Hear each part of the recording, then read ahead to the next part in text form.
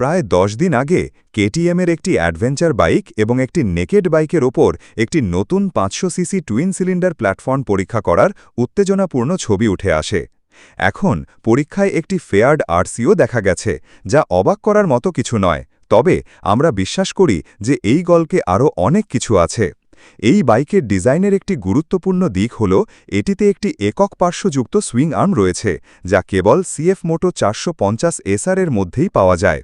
যখন আপনি এটি ঘনভাবে দেখবেন তখন আপনি দেখতে পাবেন যে কেবল সুইং আর্মই নয়, ডিজাইনটি ওপরে উল্লিখিত সিএফ মোটর মতোই দেখতে, তবে মূল চ্যাসি থেকে যা খুব কম দেখা যায় তা দেখতে 450 এসআর এর মতোই। কেটিএমের সাথে চীনা কোম্পানির দীর্ঘদিনের অংশীদারিত্ব রয়েছে, যদিও এটিই প্রথমবার যে কোনো কেটিএম একটি সিএফ মোটের ওপর ভিত্তি করে তৈরি করা হবে, উল্টোটা না করে।